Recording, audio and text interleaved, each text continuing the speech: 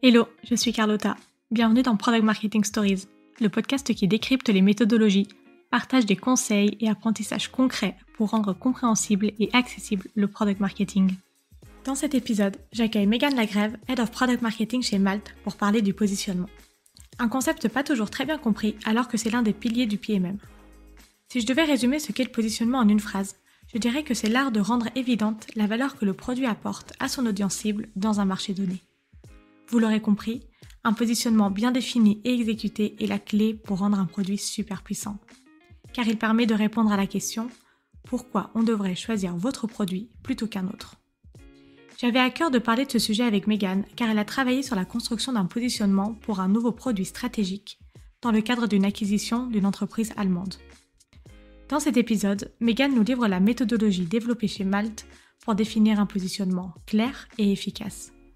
On va parler de la définition du positionnement et en quoi ça se différencie du messaging et du branding, de la mise en place d'un système de tiering pour définir le niveau d'investissement à avoir pour le lancement d'une feature ou d'un produit, de la méthodologie étape par étape pour construire le positionnement, de la répartition des rôles avec les parties prenantes à chaque étape du process, et enfin de la stratégie go-to-market pour diffuser ce nouveau positionnement en interne et en externe.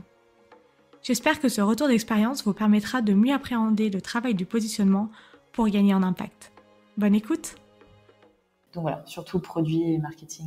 Quels outils vous avez utilisés pour ce travail ? Alors, on a cette structure de documents de positionnement qu'on réutilise, donc un Google Doc avec la trame que je viens d'expliquer. C'est hyper important d'avoir un document central de référence qui va faire office de source of truth, parce que tout le monde n'a pas le même niveau d'info sur le sujet.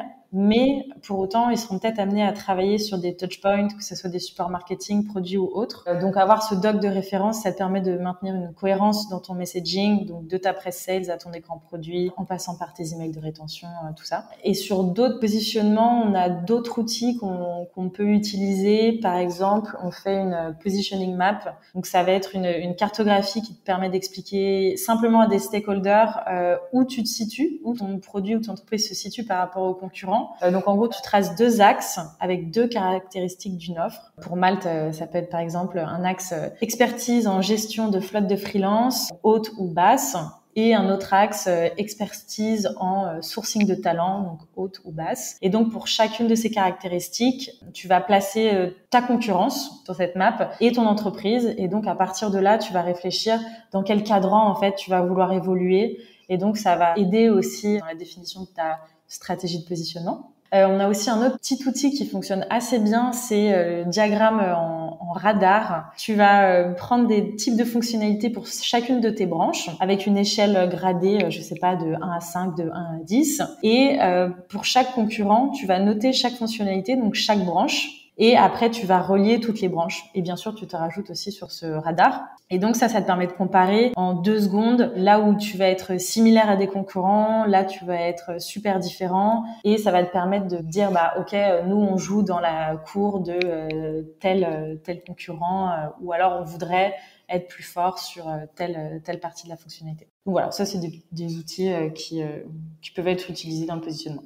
Il y a un autre sujet que je voulais évoquer avec toi parce que le positionnement, comme tu l'as dit, finalement, ça se concrétise dans un fichier, dans un doc. Et le plus dur, au final, c'est de l'implémenter. En tout cas, c'est au moins les 50% du travail restant. Est-ce que tu peux nous expliquer comment est-ce que tu as diffusé ce nouveau positionnement en interne, mais aussi comment est-ce que vous avez travaillé le go-to-market de ce nouveau positionnement ? C'est un très bon point. Tu peux avoir le plus beau positionnement du monde sur un document. Si personne ne le lit, il faudra louper l'exercice. Donc nous, ce qu'on a fait, c'est qu'on a créé des guidelines simplifiés et partageables à différentes équipes. On en a fait la brand, on a fait un sur le tone of voice, donc à destination des équipes product design, communication, contenu. On a fait une synthèse en 2 ou 3 slides des propositions de valeur et de la tagline de Malte Stratégie, donc surtout à destination du produit, parce qu'ils allaient construire les écrans. Et enfin, un glossaire des termes à utiliser ou à ne pas utiliser qui a été co-construit avec notre UX Writer et l'équipe brand.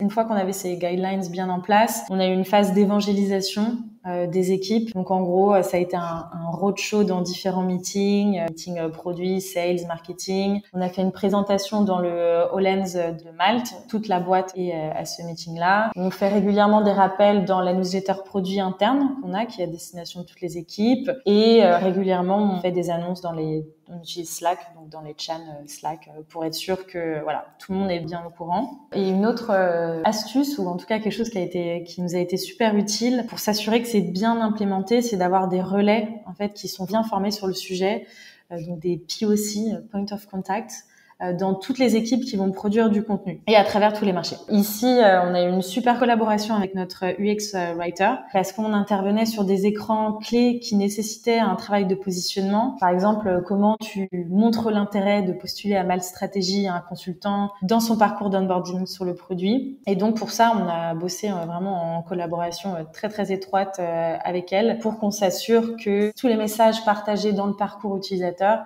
était cohérent avec le positionnement de départ. Merci. Merci d'avoir écouté cet épisode jusqu'au bout.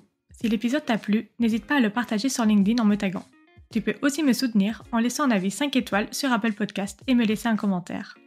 Ton aide est précieuse pour m'aider à faire connaître Product Marketing Stories et aussi m'encourager à créer davantage de contenu. Alors merci.